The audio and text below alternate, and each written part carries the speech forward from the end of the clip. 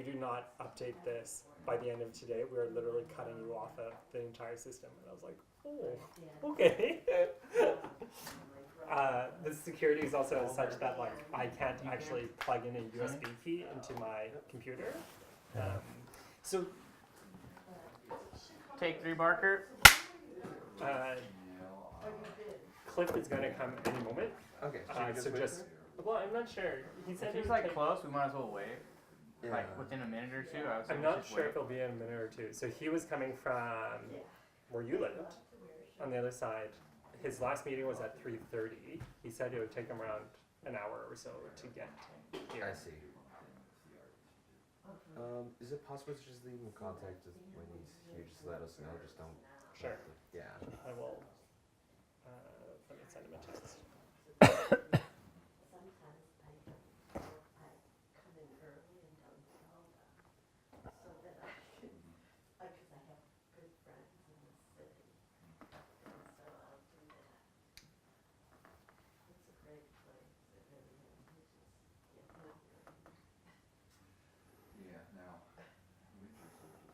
Okay. Okay. Are you ready? Yeah. All right. Yeah, we're all. Okay. So I'm gonna need you guys to be really quiet. Yeah, like really quiet. Like probably even outside. Yeah, just because the house is really reflective. So I'm picking up like every sound. So no talking, por favor. Stop breathing, Eileen. You sound loud. Put the disco music on a little bit low. Is that the music that you want to be cut to? Like we'll have that in the background. My era. Yeah. Okay, Ryan. Brian. Yeah. Oh, I Alright. thought you said, remember, I'm hard of hearing. Okay. Okay. Let me know if you. I'll try and. You are having this There. closed captioned, aren't you? For my friends. Yes, it will be closed caption.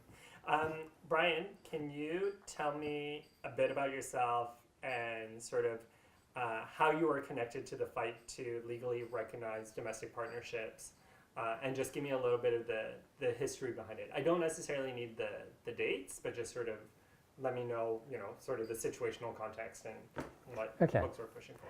So I had lived in San Francisco for many years, immediately after I graduated from college. And I had actually moved to San Francisco when I was 21. 2 months later, met my partner. And then we went back east and I got my education and we came back to San Francisco. And I come from a conservative family. I was born in Nebraska, grew up in Colorado. Very much the farmer, rancher mentality. You take care of yourself. They value independence and not very socially conscious. You need to be responsible for yourself, and social welfare programs are a big problem. So I grew up as a Republican. My mother was an extreme activist. I've walked precincts for Eisenhower, believe it or not, when he ran against Stevenson. So I come from a long line of activists and union activists. My parents were very strong union advocates, strong credit union. It was very interesting. This dynamic of people coming together to help one another was very important, and protesting wrongs was very important. But that didn't seem to translate into social programs. Social programs by the government were bad. I don't know how they reconciled it, but that's how I grew up. So I was used to being active. So I got involved in politics. I was very active at Universal Metropolitan Community Church, where my partner and I were ultimately married. And from there, I learned about a gay Republican group, which I thought, well, that would be interesting. So I joined them and ultimately became president. And about the time I was president was in the late 80s when Proposition S came about. Prior to that time, there had been a big movement by gay Republicans or gay conservatives at the behest of Harvey Milk, believe it or not, who believed that the only way we were going to succeed in getting equality was if we had people in every camp. That as long as the gays were only Democrat, the Republicans could rightfully say, oh, they're out there. They're not part of us. They're somebody else. So if we had an equally strong Republican as well as Democrat as communists, as socialists. We had everybody in every camp. We were no longer the outsider because you would be people just like you were saying the same thing. So he really advocated and helped concerned Republicans for individual rights get started. So we were started. We then were trying to overturn the local county committee. It's called a central committee. Every county, for every political party, has this group that's elected, and they sort of run the party affairs in that county. The Republican Central Committee was horrible, very anti-gay. So we forged a partnership with us and the young Republicans who wanted to see change, and another group who were not really business people, but kind of the old string, but they were appalled by what was happening. So we came together and we overthrew the Central Committee. So that was the scenario we were in. So we had opened up the Central Committee to having gay members. We were very public about being gay. And then the Proposition S thing came about. We felt very strongly that this was an individual rights issue, that we needed to convince people that it wasn't a political issue. It wasn't Democrat or Republican or left versus right. It was an issue of people who are coming together, living together, supporting one another, and have a close relationship. Those relationships should be encouraged. And if one of them is hospitalized, it is a social tragedy that they're separated, that one can't visit the other. This made no sense at all. Because if you're Republicans, they're accepting their individual responsibility, they're coming together, they're supporting the community. This doesn't make sense. So we lobbied long and hard, and when Prop S came along, it did lose, but not by a lot. It was a slim majority. And the Republican Party Central Committee in San Francisco endorsed that proposition, as well as the Democrats did. What happened was there was a strong religious component. And when you look at the precinct maps and how people voted, those precincts who were strongly Catholic or strongly, evangelical, those precincts voted against the proposition, and they carried the day. But the rest of the city, you could see it on the precinct maps, the gay neighborhoods, this neighborhood, that neighborhood, they were solidly for Proposition S. So my belief still today is that we lost on a religious basis, not on the basis of whether people thought it was right for the community. It was because of outside forces. And I would say to your friend in Canada who's ready for office, the Pope is going to be very disappointed in you because we had Catholics voting for us in some precincts. So for someone to take your belief, your frame of reference for dealing with the hereafter, and to impose it on others and override what is a loving relationship between those two people, I'm sorry, that's morally wrong. That's not the Jesus that I believe in. And it's not what I think the Catholic Church believes in now. Fortunately, too late for him. And I must say, I resent someone from Canada coming to the United States and then afterwards bragging that he helped defeat a human rights ordinance in San Francisco. That's fantastic. Can you tell me a bit about how the history of Proposition S came about? In terms of being brought to the board, what problems it was trying to fix, or what your understanding of it at least was. It really came to force because of the AIDS epidemic. And it was obvious the discrimination was taking on horrible stories of people being torn apart because they couldn't visit in the hospital, or a partner dying and someone else would come out and take over. I know of a personal instance where the lover had been Jehovah's Witness, actually. I don't want to circle them as the bad people, but it was a religious group that felt very strongly that what their brother was doing was wrong. Their brother died. They went to the hospital. They had the body taken away under their control and forbid the lover to have any connection at all with the funeral, totally ostracized from the family, would not allow him into the house, to retrieve any belongings. I mean, by any standard, that's wrong. That just is wrong. That's not how you treat another human being. So that was kind of fomenting everything, and there was the movement. So the first attempt at domestic partners failed. And that was because Dianne Feinstein at the time would not give her support. She's changed, thank goodness, thank you, Jesus. But so they didn't have support, and they kind of drew back and waited until she was gone and Art Agnos became. So some Republican representatives of Concerned Republicans for Individual Rights went to Harry Britt at the time and proposed some amendments to him that we thought would make it more palatable for not just domestic partners life. That it had to be citizens of the United States, citizens of San Francisco. They had to be financially taking care of one another, and they had to be in a long-term committed relationship. But we didn't say that it had to be same-sex. We said a committed relationship. The reason for that is because there are many other people, for example, in the black community, a mother with grandchildren trying to take care of them, or where there isn't a spousal arrangement, but there's two people that are helping. We thought those deserved protection too. So that was how Proposition S came about.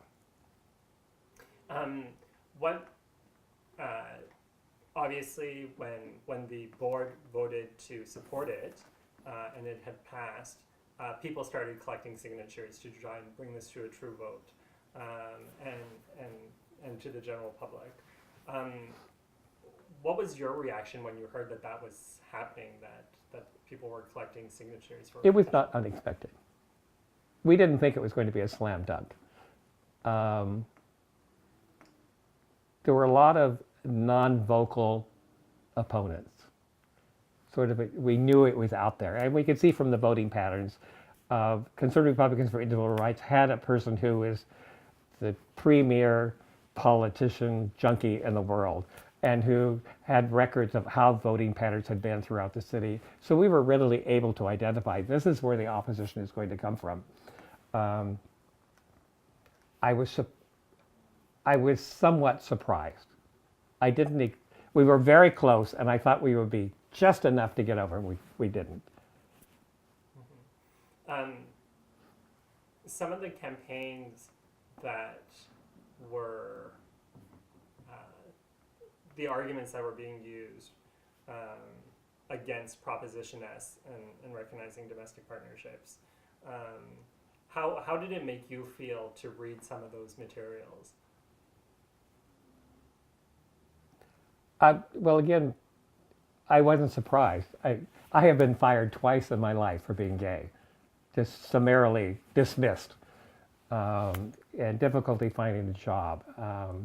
At one point in our relationship, there were burgeoning issues with his family and inheritance and property rights, and as my income was increasing and we were becoming of a different status, we still didn't have any legal protection. So he adopted me. That was the only avenue available to us, because by me being adopted, there was a father-son relationship. I was a natural heir. I had natural ability to visit in the hospital. I had all the rights that I couldn't get any else. So I was kind of leading this double life. It was like, legally speaking, at the moment, I'm in a father-son relationship, but I want it to be a legal domestic partnership relationship. Mm-hmm. How did it make you feel that you had to take these sort of, I don't know, I would call backdoors in order to have those sort of same rights? Yeah, it wasn't that I was taking, I wouldn't take it personally. It was like this was the fight that we needed to win. Like I say, I'm from a family of political activists who are always trying to right society's wrongs. Maybe not the same way you would, but how we thought they should be righted. So it was not, there are always going to be people in the world who will take the opposite viewpoint of you. There will always be people in the world who will discriminate against you for whatever reason because you're not like them. But that doesn't mean that you can't meet them on some common level. The only thing, everybody believes the same thing. You want your family to be safe, you want to be able to provide for your family, and you want your children to have a better life. That's universal. As much as I traveled, that's universal, and that's how you appeal to another group. You try to phrase the argument in, what does this do for this group of people who live here just like you? They want the same things that you want. They're not out to get you. It's not a limited pie. The pie gets bigger. So if you're going to be active in politics, if you start taking things personally, you're never going to succeed, because the fight is not about you. The fight is about the common good. Why did you feel like it was such an important position to take, and ultimately adding your name to those paid arguments in support of Proposition S as a Republican at that time? Why did you feel like it was so important? I know you talked briefly about Harvey Milk, but first of all, we had gotten rid of the troglodyte Republicans that were in charge. At the same time, I also ran for the state assembly at the same time as a gay candidate in my district. And I went to the Republican convention, and I actually met with Newt Gingrich at the time, who said horrible things about us at the convention.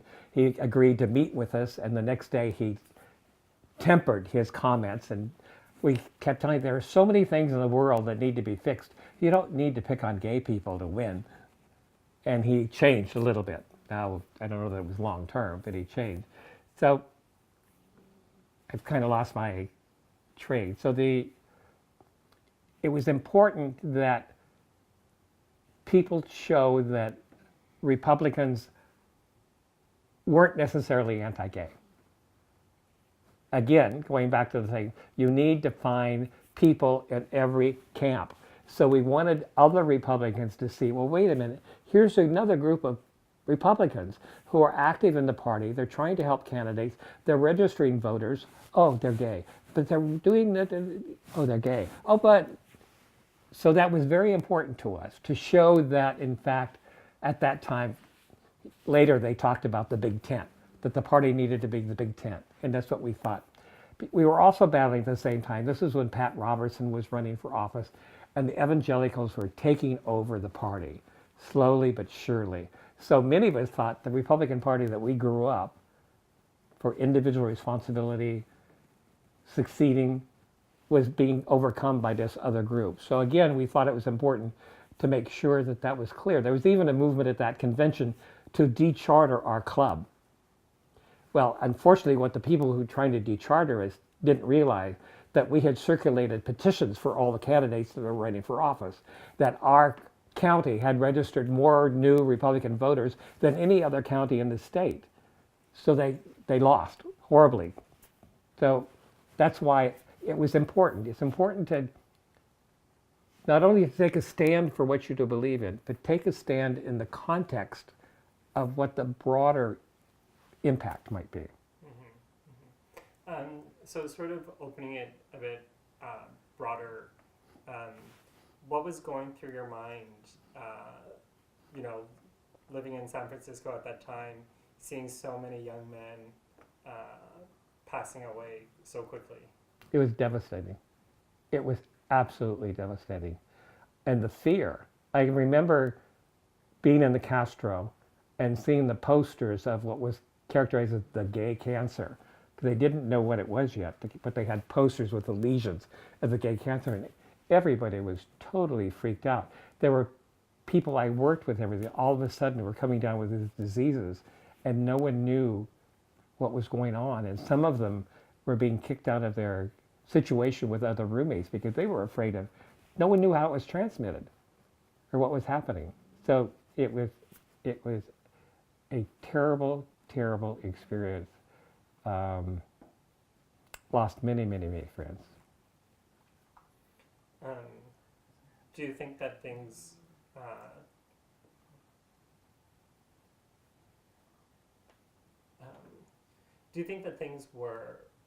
was worse because there wasn't that sort of legal recognition of domestic partnerships? That things were what? worse?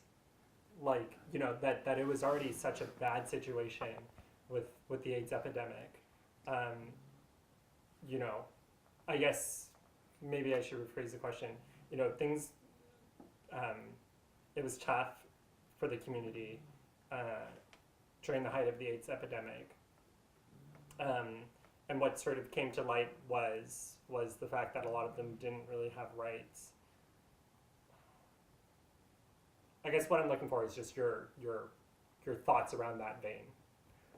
Well, it was because when I say devastating, it was on the emotional level. It was your friends. It was families coming in and taking everything, or taking the person away and not allowing any touch, or not allowing people to come and visit them anymore because they might be exposed to AIDS.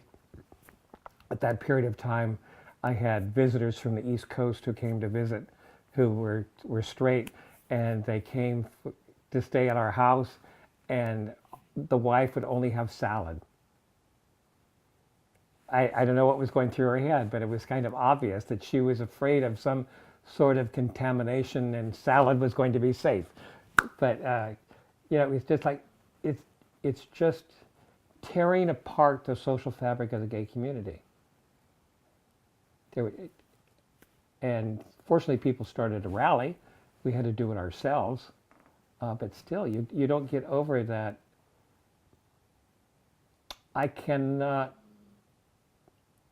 I would say probably only 10% of the people I know from that period are still alive. If you can imagine, it's like your whole history is gone. And not only your history gone, but the history of the people together, it's like, it's just erased. Mm-hmm.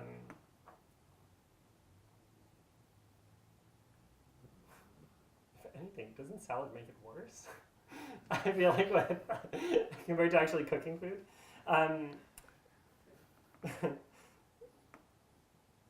Give me a second, I'm just going to respond. Give me a second too.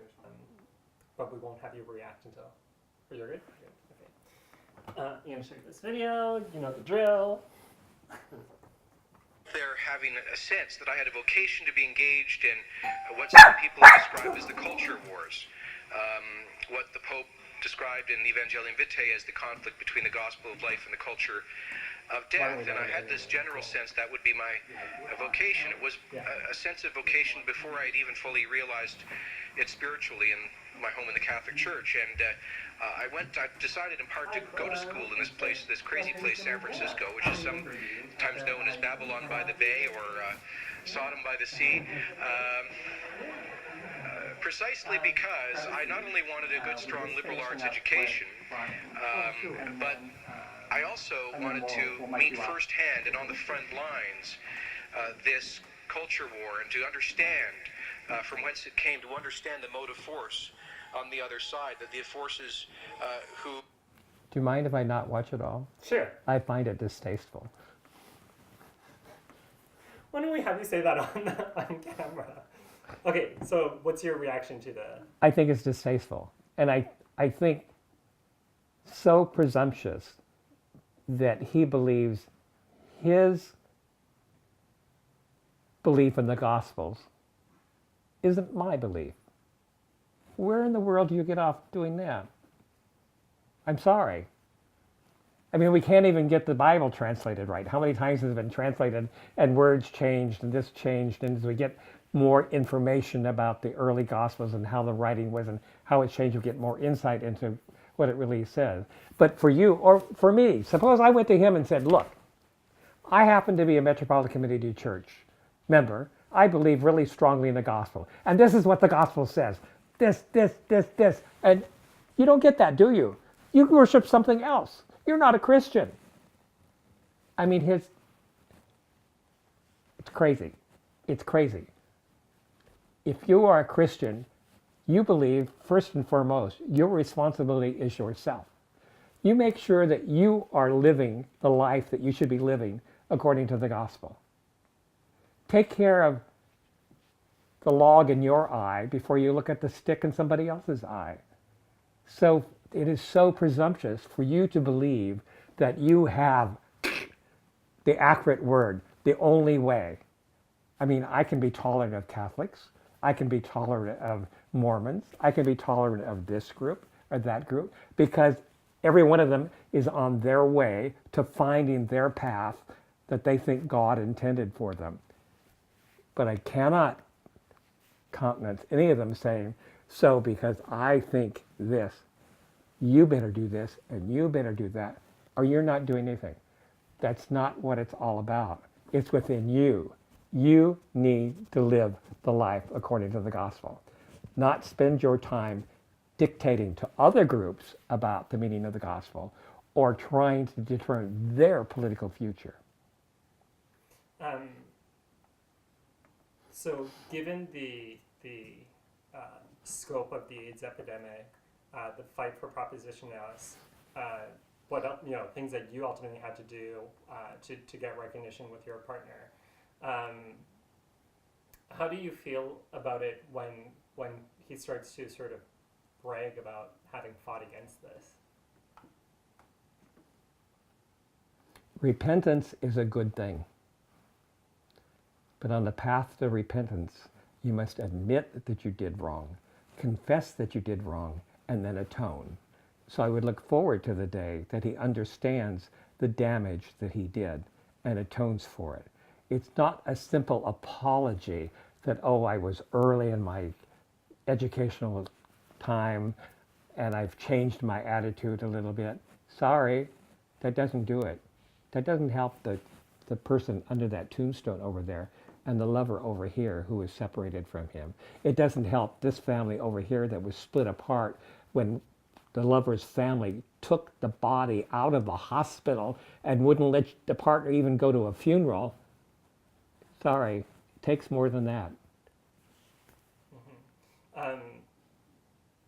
You sort of answered the next question that I was going to ask, but I guess another one is sort of, do you think that there's sort of a difference between somebody just sort of voting against Proposition S versus, helping actually lead the campaign against it?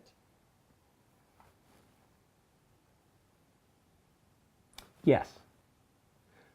An individual voting yes or no or something is speaking to how they feel. They're acting upon their frame of reference for morality, what's right and what's wrong for them and they feel about society. The person who then goes and advocates the position and actively goes out to persuade other people is a little bit different. I guess I don't get the need to proselytize. I would just come back to what's going on in your life. Are things so perfect for you that you believe that other people should do these 3 or 4 things because you want them to be more like you? Or are you more impressed with your own journey towards God? Or do you want to force the journey on other people? Their journey may be different. They may be in different circumstances. You have no right to do that. I guess my last question for you is,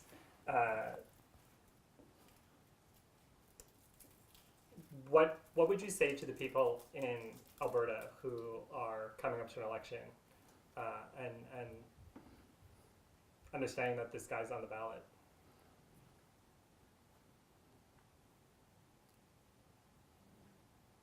You can be conservative and still be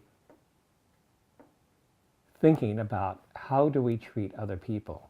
What are the rights of other people? We all see the same problems. Conservative and liberals see the same problem. It's just the solution may be different.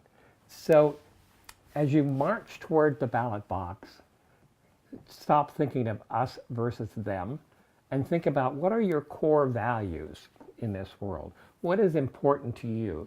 Is it important that we treat people fairly, that we treat people equally?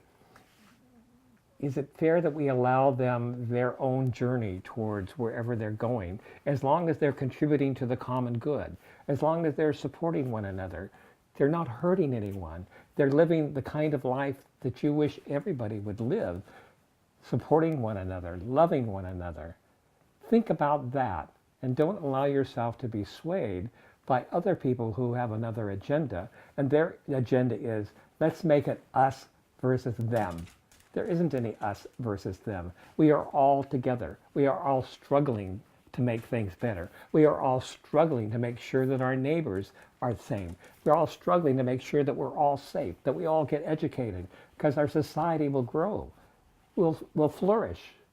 Us versus them is a recipe for disaster. That is what has brought the United States to its knees right now. We are in a terrible shape because the us versus them rhetoric instead of what do we as Americans want for our country. Great. And vote for me. Do you have anything else that you wanted to add? No, I just, my life has been an interesting journey. I had to be adopted in order to secure legal rights. I was adopted by a Greek whose last name is Mavro George. If you ever meet one in the United States, I'm related. There are only about 50 in the whole United States. We're all related. So I had that wonderful experience. He died, unfortunately, after 34 years of marriage. And I've married again. I've been married now for going on 20 years to another equally wonderful person. I've been able to participate in politics. I hope that I have lived up to my ancestors' expectations. I'm sure you have. The one last thing that I'm going to ask you to do is sort of at the beginning, you didn't fully sort of say, my name is Brian Bonner, blah, blah, blah, blah, blah. Do you want to have like sort of one sentence where you say, my name is Brian Bonner, and I was, I don't know, a Republican who supported domestic partners or something like that? I don't know. Okay.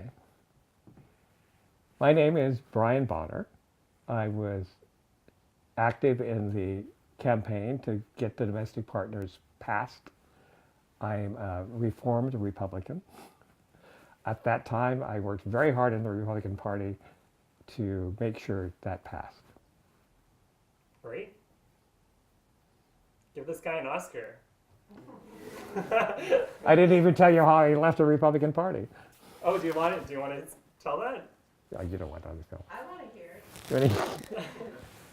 Yeah. Why don't you Okay, start with it? so what is this person, Brian here, who seems to be so socially liberal now, talking about past as conservative?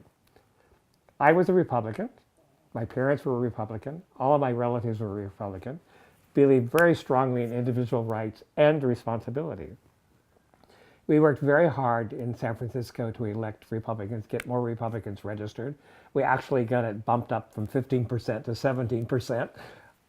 And then we worked hard to elect Pete Wilson, who was running for governor at the time. He came to our annual dinner, gave me an award for the work I had done. Then he was presented with a choice on whether or not he would approve a non-discrimination law that had been passed. He vetoed it. I felt so utterly betrayed. I left the Republican Party the next day. I'm sorry, I'm not for sale. Wow. You folks don't have like membership cards, right? Like you just sort of register as Democrat or Republican. You folks don't get a card if you're a member or anything like that? Well, you could. Yeah, you wear a little pin, Yeah. The only place that counts is you register as a voter. Yeah. Yeah. But anyone who's registered as a Republican is a member of the Republican Party. Oh wow. Very different politics. Okay. Well, I think that's great. Thanks for your time. Do you have time to stick around for the B-roll? And I like Sophie. You get my picture of Sophie.